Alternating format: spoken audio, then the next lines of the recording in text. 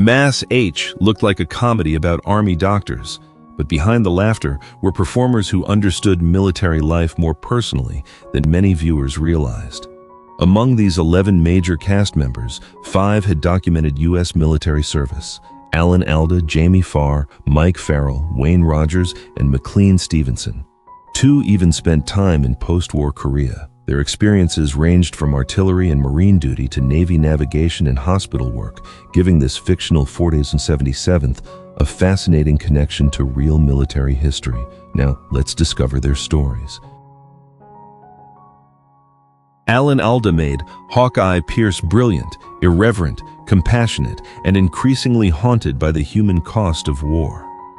Before Mass H, he completed ROTC, became an Army Reserve officer, and according to Defense Department and CBS biographies, spent about 6 months in South Korea after the armistice as an artillery officer.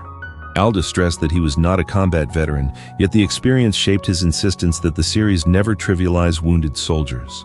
Afterward, he flourished as an actor, writer, and science communicator. Now 90, he remains active today despite Parkinson's disease.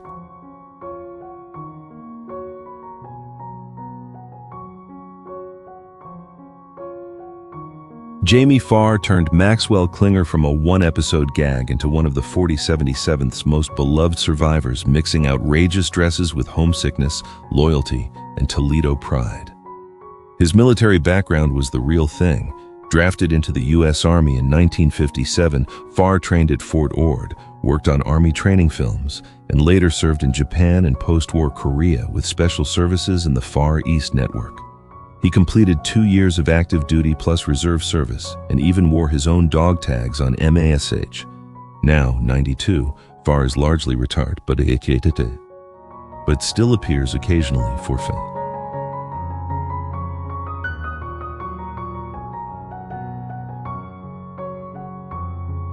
Mike Farrell gave B.J. Honeycutt warmth, loyalty, and a quieter moral anger that distinguished him from Trapper John. Long before joining the 4077th, Farrell enlisted in the U.S. Marine Corps in 1957, became a private first class, and served with the 3rd Marine Division, primarily on Okinawa, with time in Japan. He never saw combat, but has described the Corps as a formative lesson in discipline, prejudice, and growing up. After MASH, he starred in Providence, produced Patch Adams, and became a prominent activist. Now 87, he returned to television in 2026.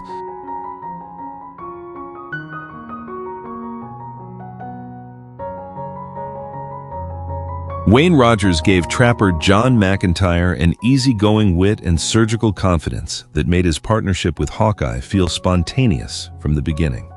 Rogers had already worn a real uniform. After graduating from Princeton, he served as a commissioned U.S. Navy officer and navigator aboard the supply ship USS Denebola, leaving the Navy in 1957. A theater rehearsal he encountered during that period helped redirect him toward acting. He left Mass H after 3 seasons amid contract and character balance frustrations, then became a successful actor, investor, businessman, and financial commentator.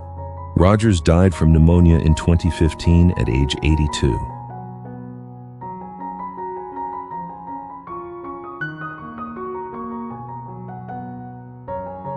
McLean Stevenson made Henry Blake a wonderfully imperfect commander, more comfortable fishing, joking, and practicing medicine than enforcing Army regulations. His connection to military medicine was unusually direct. Stevenson served in the U.S. Navy from 1946 to 1947 as a hospital corpsman, an experience that gave him first-hand familiarity with medical environments long before MASH. He left the hit series seeking larger starring opportunities, but several later sitcoms failed, and he openly regretted the career gamble. Stevenson continued television work for years before dying from a heart attack in 1996 at age 68.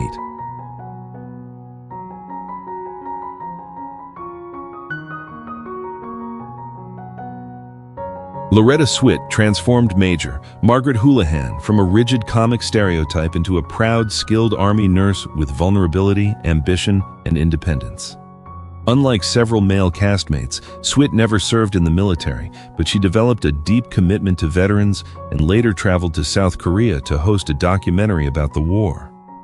After MASH, she remained active in theater, painting, and animal advocacy, while contractual obligations famously prevented her from continuing as Christine Cagney. Swit died of natural causes in 2025, at age 87, after decades of defending Margaret's dignity.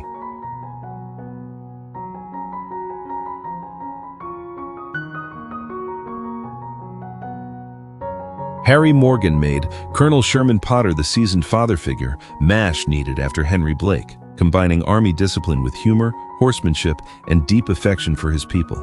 Potter was written as a career soldier shaped by earlier wars, but Morgan himself has no documented U.S. military service. By World War II, he was already building a stage and film career.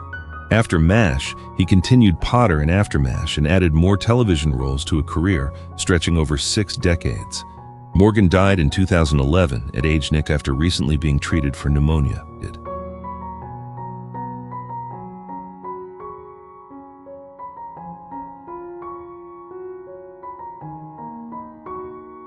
Gary Burghoff gave Radar O'Reilly innocence, uncanny efficiency, and emotional sensitivity, becoming the only actor from Robert Altman's 1970 film to repeat the same role in the television series.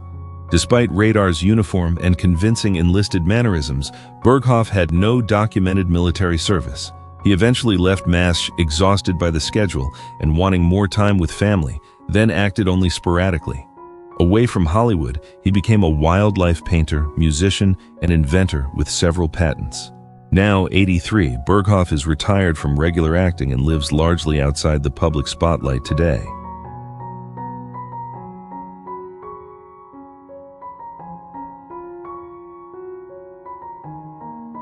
David Ogden Stiers reinvented the show's antagonistic surgeon by making Charles Winchester arrogant, but genuinely gifted, cultured, and capable of startling compassion. Unlike Winchester, whose uniform defined his daily life, Stiers had no documented military service. His preparation came from classical training and meticulous character work rather than personal service experience. After MASH, his resonant voice opened an extraordinary second career with Disney, including Beauty and the Beast, Pocahontas, and Lilo and Stitch, while he also conducted orchestras. Stiers died from bladder cancer in 2018 at age 75, leaving behind more than 150 screen credits.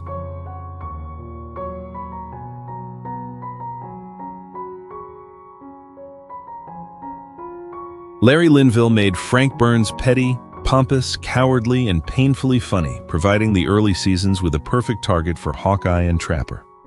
Linville did not have documented military service, and his performance was deliberately exaggerated rather than drawn from personal Army experience. After 5 seasons, he left because Frank had little room left to grow, but escaping such a strongly typed character proved difficult. He spent the following decades guest starring in comedies and dramas while working steadily on stage. After surgery for a malignant tumor and years of health problems, Linville died from pneumonia in 2000 at age 60.